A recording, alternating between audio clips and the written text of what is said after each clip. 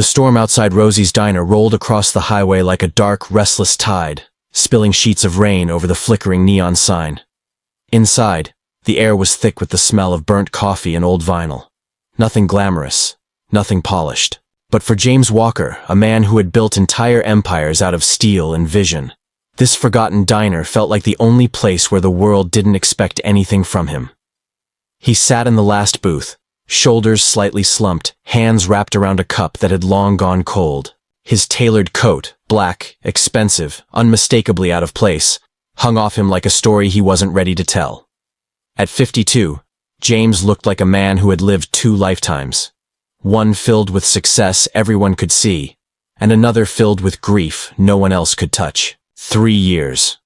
3 long years since the accident that took his wife. 3 years of drifting between boardrooms, back roads, hotel lobbies, and long nights where silence felt louder than sirens. He had left home tonight without a driver, without security, without telling anyone. He drove until the GPS lost signal, and the guilt in his chest became too heavy to swallow. That's when he saw Rosie's glowing sign through the rain. He wasn't here for food. He wasn't here for comfort. He was here because he had nowhere else to be. Across the diner, Emily Harper moved between tables with a quiet determination, the kind born not from ambition, but survival. 28, ponytail loosely tied, apron smeared from double shifts, and eyes that had seen more than her age should allow. She carried herself like someone who had been fighting her whole life. Fighting bills, fighting loneliness, fighting memories she didn't ask for. When she reached James's table, she offered a small, polite smile. "Refill, sir?" she asked, lifting the coffee pot. He nodded, barely meeting her eyes. His attention was fixed somewhere far away, until her gaze drifted to the silver band on his right hand. She blinked, surprised. Then she spoke the sentence that froze the air between them. "Hi, sir. My mother has a ring just like yours." James's fingers tightened around the mug before he even realized. His head lifted slowly, as if pulled by an invisible thread. "What did you say?" Emily gestured to her chest, touching a thin chain beneath her shirt. She had one with the same pattern, ivy design. She always told me it came from someone she cared about. I never saw another one anywhere, until now. The diner noise faded. The rain muted. Even the neon hum felt distant. James stared at her, trying to steady his breath. The ring he wore wasn't a piece of jewelry. It was one of a pair, custom-made, symbolically bound, shared only between him and his late wife. No duplicates, no copies. And yet here was a stranger, young, tired, sincere, saying her mother had the same ring. A chill moved through him. "What was your mother's name?"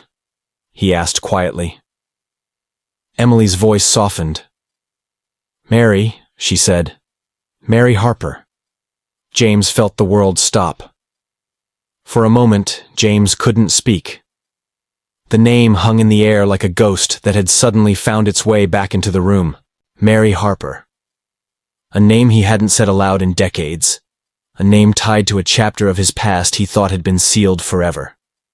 His pulse thudded in his ears as he stared at Emily, trying to make sense of the impossible connection forming in front of him.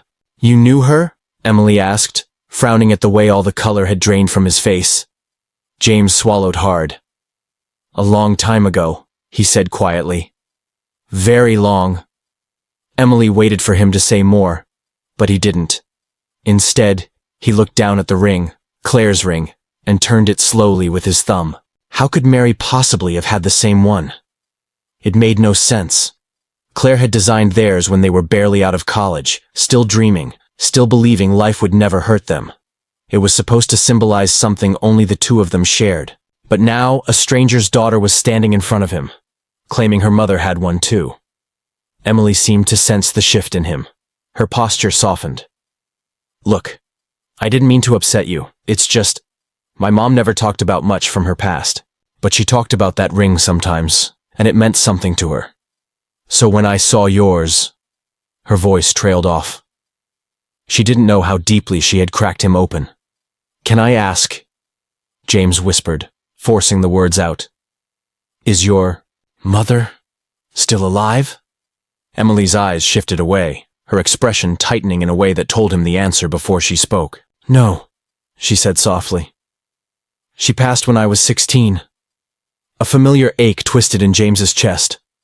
Loss had a way of recognizing itself in others. "I'm sorry," he said. Emily nodded, brushing a stray hair behind her ear. "She struggled a lot. Addiction. Bad choices. Some things I didn't understand until I got older." She paused, fingers absently touching the chain beneath her shirt. "That ring is all I have of her." James exhaled slowly, his mind spinning. Claire had tried to help Mary. He remembered that much. Late-night calls, hushed conversations, promises she tried to keep until life took its toll on them both. But Claire had never told him the ring had a twin. She never said Mary still had hers. And she certainly never said Mary had a daughter who would one day be standing in front of him. Emily took a small step back. "Anyway, I should let you finish your coffee." She turned to leave. "Wait," James said suddenly. She paused, looking over her shoulder. "Would you mind telling me more about her?" He wasn't sure why he asked. Maybe he just needed to hear something familiar in the mess of memories swirling through him. Maybe he needed to know if the past he'd buried was about to rise. Emily hesitated, then nodded.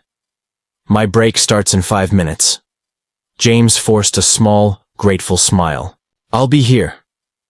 As she walked away, he stared at the ring again, feeling a chill crawl up his spine. This wasn't coincidence. This was something else. Something impossible. Something buried. And now, something waking. Emily slid into the booth, across from him during her break, the exhaustion in her shoulders softening just a little now that she was off her feet. The diner had quieted down. The storm outside had eased into a gentle drizzle, tapping against the windows like it was trying to listen in. For a moment, neither of them spoke.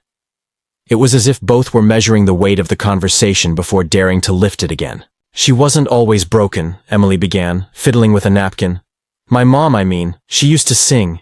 She had this voice that filled a room even when the lights were out and the power was cut off. She'd sing to me when I couldn't sleep. And when I was little, I used to think she could scare away bad dreams with just her voice." James felt something tighten in his throat. Claire used to say the same thing about Mary, that she had a voice that could pull sunlight into the darkest places. "What happened to her?" he asked gently. Emily sighed. "Life. She fell in love with the wrong people, trusted the wrong hands. Addiction grabbed her before I understood what the word meant. Some days, she was my mother. Some days, she was a stranger." Her eyes lowered. "And then one day, she was gone." James listened quietly, every word pulling at memories he wished he'd protected better. He could almost see Mary young again, laughing beside Claire, pushing her hair behind her ear, promising the world she'd stay clean this time. But the world didn't always keep its end of the bargain. "She left you?" James asked carefully. Emily nodded. "I came home from school. She was gone. Just the ring and a note saying she was sorry." She swallowed hard. "I didn't see her again." James looked at Emily differently now. Not just as a waitress or a stranger, but as a thread tied to a life he once lived. A life Claire had tried to keep intact even when everything was falling apart. "And your father?" he asked. A humorless smile flickered across her face. "I never met him. Mom said he was someone who couldn't be part of our lives. Someone who had another world, whatever that meant." She refused to say more. James felt his pulse spike. Another world. He knew exactly what Claire would have, called another world back then. His career, his rising responsibilities, the life they built that Mary drifted in and out of like a shadow. But none of it made sense. Mary never said she was pregnant. Claire never mentioned a thing. There had been no hints, no clues, nothing. And yet the ring existed. And this girl existed. Emily leaned back, letting out a tired breath. "I don't know why I'm telling you all this. You're a customer. You don't need my life story." But James shook his head. "Sometimes strangers understand more than the people closest to us." Something about the way he said it made Emily look at him with faint curiosity. He wasn't here by accident, and whatever connected them Wasn't either. Outside, thunder rumbled softly. Less violent now, more like a reminder. The past wasn't finished. Not yet. For the next several days, James found himself returning to Rosie's without fully understanding why. At first, he told himself it was the coffee, the quiet, the comfort of anonymity. But deep down, he knew the truth. It was the ring. It was Mary. It was Emily. Something in his gut kept dragging him back, like a thread pulling him toward answers he wasn't sure he wanted. Each evening, he took the same booth. Each evening, Emily served him with the same tired smile. And each evening, their conversations grew just a little longer, a little deeper, like two people slowly circling a truth neither of them recognized yet. On the fourth night, when the diner finally emptied out and the flickering open sign hummed above the rain-streaked window, James made a decision he'd been avoiding. "Emily," he said, his tone steadier than he felt. "Can I ask you something personal?" She paused mid-wipe, lowering her rag. "Depends," she said softly. "How personal?" He gestured toward the seat across from him, and after a moment of hesitation, she sank into it, tired but curious. "When you showed me your mother's ring," he said carefully, "you said she told you it came from someone she cared about. Did she ever mention who?" Emily sighed, leaning back. "No names, not even hints. She said he was someone she couldn't be with, someone already committed to a different life." Her eyes flickered upward. She said protecting him meant staying away. James felt his stomach twist. Mary had always been fiercely loyal. To Claire, to the people she loved, even to her own destruction. But had she been loyal in a way that stole truth from him, or protected him from something he was too blind to see? "What year were you born?" James asked quietly. Emily blinked at the sudden shift. 97. Why? James didn't answer immediately. He was too busy doing the math in his head, math that made the air feel heavier, the diner feel smaller. Claire and he were married in 95. Mary was around often back then, drifting into their lives with fragile promises to stay clean. Claire helped her, supported her, loved her like family. But Mary had disappeared abruptly the year Emily was born. No explanation, no goodbye. And Claire never spoke of her again. Emily watched him closely now, sensing the tension crawling across his features. "You look like you just saw a ghost," she whispered. James didn't know how to explain the storm unraveling inside him. He reached into his pocket and pulled out his phone, finding a picture he hadn't looked at in years. Claire, laughing in the sun, the ivy-etched ring shining on her finger. He turned the screen toward Emily. "Have you ever seen this woman before?" Emily leaned forward, eyes widening as she studied the photo. Her breath caught. "That's her," she whispered. "That's the woman my mom talked about. Claire. She said Claire was the only good thing she ever had before life got dark." James felt his chest tighten so hard he had to look away. It was no longer just a coincidence. The past wasn't knocking. It was breaking the door down. James couldn't sleep that night. He paced the length of his hotel room, the picture of Claire still open on his phone. Emily's stunned expression burned into his mind. Too many memories were rushing back at once. Late-night arguments, whispered phone calls between Claire and Mary, sudden disappearances Claire never explained. He remembered the day Mary stopped coming around. Claire sat on the edge of their bed with red eyes and trembling hands, saying only, "She's gone, James. Please don't ask me anything else." He hadn't pushed. He should have. The next morning, before the sun had fully risen, James called in the one person he trusted with delicate truths, a private investigator who had worked for him long before grief hollowed him out. James gave him everything. Mary's name, Emily's birth year, the rings, the picture. The man didn't ask questions. He simply nodded and said he'd be in touch.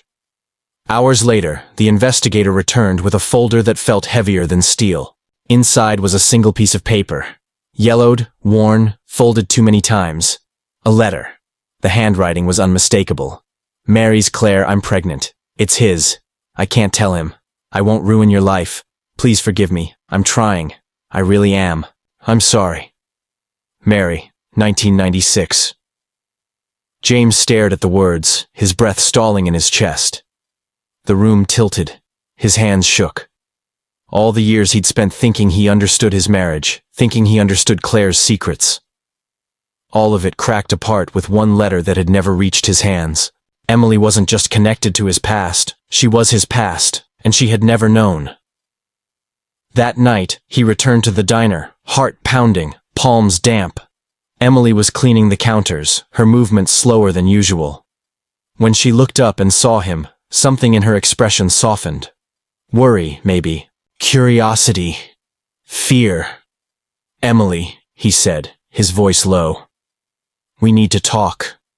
She set down the cloth and slid into the booth across from him, sensing the weight of what he was about to say. James pulled the letter from his coat and laid it gently on the table. Emily hesitated, then picked it up, her eyes scanning the words. She froze, her breath hitched, her fingers tightened around the paper. "What? What is this?" she whispered, voice trembling.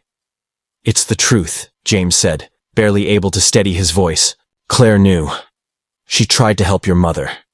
She kept her secret because Mary begged her to. I didn't know, Emily. I swear I didn't know." Her eyes lifted to his, wet, confused, breaking. You're saying my mom was talking about you? That you're—" James nodded, his throat tightening. "Yes. Emily. I'm your father." For a long moment she couldn't breathe, couldn't move. She stared at him like the world had tilted beneath her feet. Then she pushed back from the booth abruptly and stood, her chair scraping loudly against the floor. I need time," she whispered, her voice cracked and shaking. She walked out before he could say another word. Days passed. Then a week.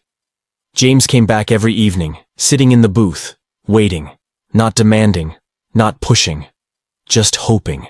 Finally, on a quiet night as snow tapped against the windows, Emily approached him with the same hesitance as someone touching a wound. She didn't sit right away. She held out the ring on her chain. "I'm still angry," she said softly. "At all of it. At her. At you. At the lies. But I don't want to carry it forever." James swallowed hard. "What do you want, Emily?" Her voice cracked, but held steady. "I want to try," she whispered. "And I want you to meet your granddaughter." And for the first time in years, James felt something inside him finally exhale. Hope.